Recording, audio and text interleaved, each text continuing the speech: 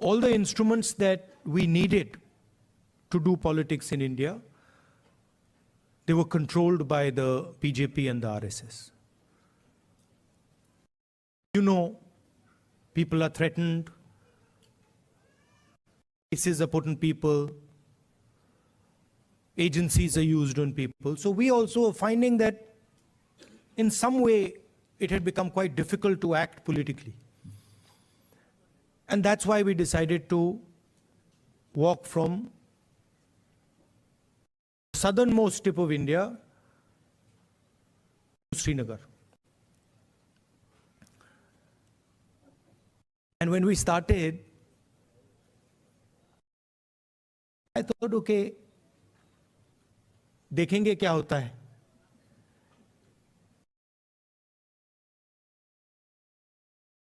After 5 or 6 days, we realized that actually walking 4,000 kilometers is not an easy thing.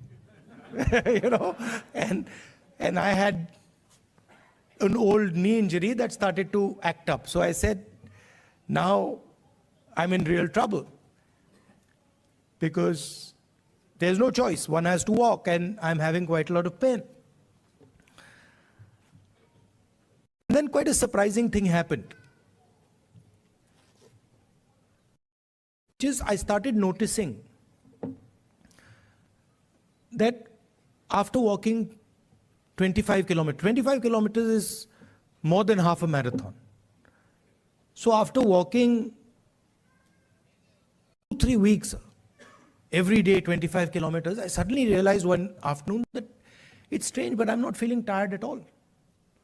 I get up in the morning, 6 o'clock we used to start, and we used to end walking at about 7:38 in the evening, and I was like, this is very strange. I'm not feeling tired at all. What is this? And then I started asking people around that, भाई, ये हो क्या रहा है? आपको थकान हो रही है? Everybody is saying to me, थकान तो नहीं हो रही. It's very strange. We're not feeling tired. So I started to think about it, and I realized that actually what was going on was that it was not us that was walking. It was India that was walking with us. Rahul Gandhi ji की हर विदेश यात्रा भारत का अपमान करने में कहीं पीछे नहीं रहती और इस बार की प्रायोजित ये विदेश यात्रा भी उसी दिशा में है जहां वो अपमान तो प्रधानमंत्री मोदी जी का करना चाहते हैं, लेकिन अंत में देश का अपमान करने से नहीं हटते। पूर्व में भी आप देखें, वो भारत को एक राष्ट्र ही नहीं मानते, वो तो राज्यों का संघ कहते हैं और भारत के बढ़ते कदमों पर भी प्रश्न चिन्ह खड़ा करते हैं।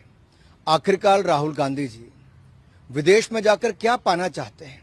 इस प्रायोजित कार्यक्रम के अंतर्गत वो क्या प्राप्त करने गए हैं? क्या देश के ऊपर कीचड़ उछालना ही उनका एक काम रह गया है? अंतर देखिए, जब जब राहुल जी बाहर गए तब तब उन्होंने देश के ऊपर प्रश्न चिन्ह खड़े किए, देशवासियों के ऊपर प्रश्न चिन्ह खड़े किए और मैं एक तरह से कहूं, जो साख भारत की आज पूरी दुनिया भर में बढ़ रही है उसको कहीं ना कहीं गिराने का काम लगातार राहुल गांधी जी करते हैं। एक तरफ प्रधानमंत्री जी के 6 दिन की यात्रा में लगभग 2 दर्जन दुनिया भर के प्रधानमंत्री, राष्ट्रपति उनसे मिलते हैं। 50 से ज्यादा मीटिंग्स होती हैं जहां पे कलाकार, साहित्यकार, उद्योगपतियों से लेकर खिलाड़ियों तक सब मिलते हैं। भारत के बढ़ते कदमों की चर्चा दुनिया करती है और भारत में एक भविष्य देखती है। होप दुनिया को भारत और भारत के नेतृत्व में नजर आती है। दुनिया के बड़े नेता जब ये कहते हैं कि मोदी जी दुनिया के सबसे लोकप्रिय नेता हैं और बार बार एक नहीं अनेक ऐसे सर्वेस में पाया जाता है। ऑस्ट्रेलिया के प्रधानमंत्री कहते हैं prime minister Modi is the boss. शायद राहुल गांधी जी को ये बात भी हजम नहीं हुई।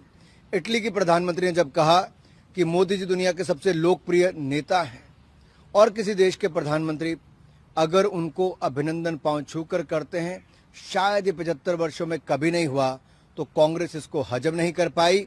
और जब देश इस बात का खुशी मनाता है कि हमारे नेता के कारण 140 करोड़ देशवासियों की मान सम्मान बढ़ता है, भारत का मान बढ़ता है, दुनिया भारत में उम्मीद, होप देखती है, तो शायद ये कांग्रेस हजम नहीं कर पाती।